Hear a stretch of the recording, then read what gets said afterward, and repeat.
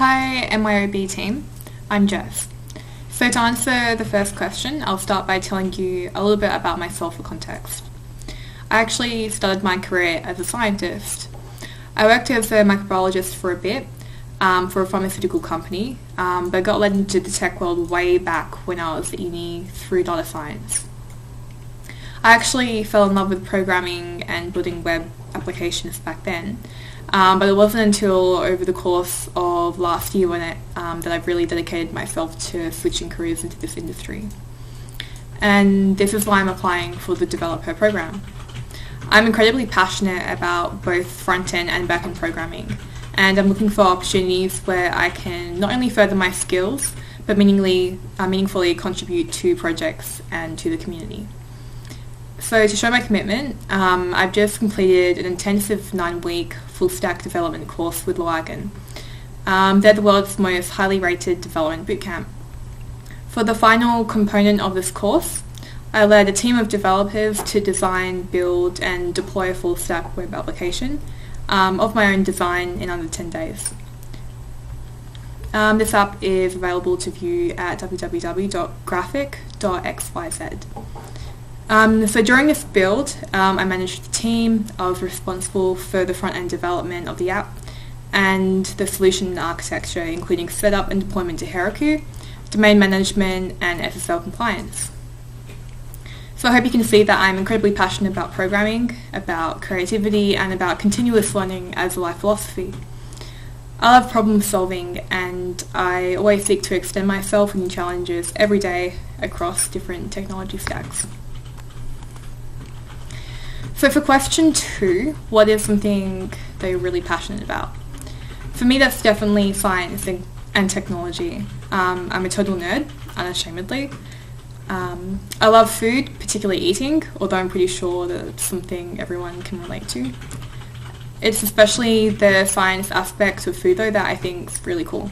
So I know how to make different cheeses, beers, wine, and how to grow mushrooms. Even more than that, though, I'm super passionate about the intersectionality between science and technology and using tech to solve really nerdy problems. So I want to teach you something about a combination of science and tech that I find really interesting, and hopefully you do too. So it involves food, it involves space, and that's really its key selling points. So the problem here was how to grow food in space, which is a big thing now because of companies like SpaceX and Blue Origin opening up the possibility for life in space. You couldn't grow plants in soil with no gravity. You couldn't grow plants hydroponically, in space because there's no gravity. And you also need the plants to grow super fast. No gravity is a problem, not because of soil and water floating everywhere, although it's definitely a part of it, but because plant roots grow downwards towards nutrients. And without gravity to pull the water and the nutrients down, the plants aren't actually getting enough nutrients to survive.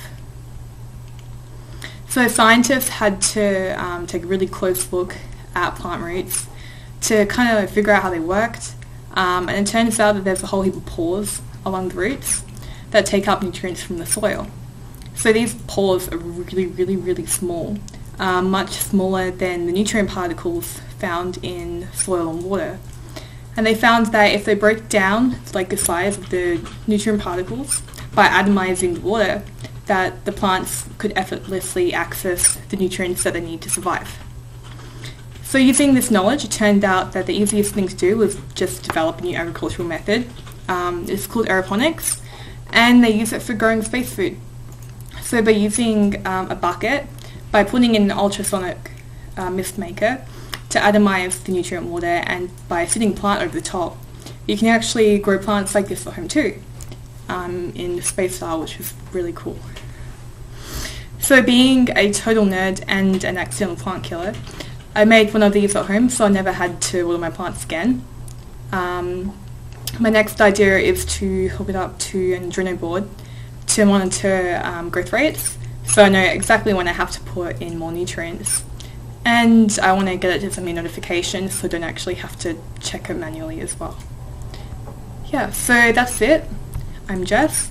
I hope you found my video interesting, and I look forward to the possibility of hearing from you soon.